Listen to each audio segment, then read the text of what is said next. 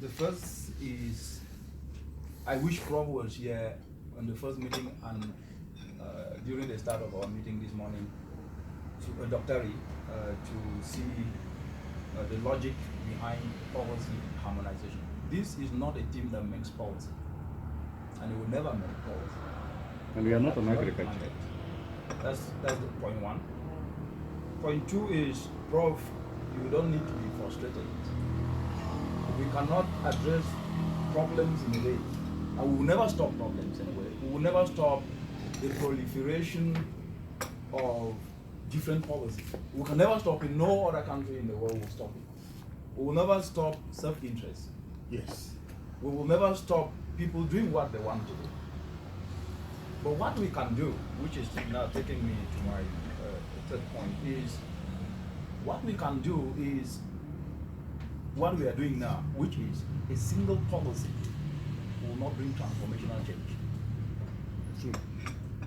But synchronized policies will resolve to transformational change. Why am I saying this?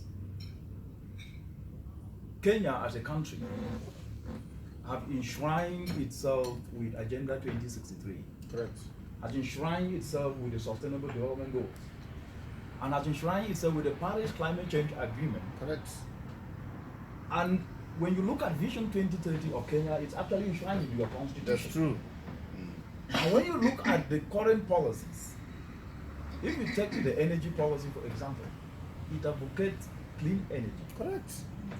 If you take the climate smart agriculture, which the Ministry of Agriculture has developed, it advocates nature-based approaches. If you take the Finance Act, it advocates incentives to be able to ensure affordable financing. And the list goes on and on. So what I am trying to say, Dr. is that we are not wasting time here. What we are doing here is the beginning of how to showcase how things need to be done, and to ensure that what you have explained vividly true, which we know, the intent of this policy harmonization is to bridge those gaps, because what you are pointing at there is a big gap. Why is there a big gap? Because there has not been a policy coherence, synergistic avenue to be able to bring people together from policy making to showcase the advantage of what, if they were to combine their policy, the benefit in terms of broader impact will be for the country. This is the second sitting, that's my last point.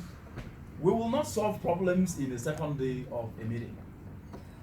And we cannot be able to move forward when we feel defeated already before we start. I am an optimist, and we are all optimists, that's why we are sitting here. What I would like to end with that last point is, this discussion is very healthy and very important.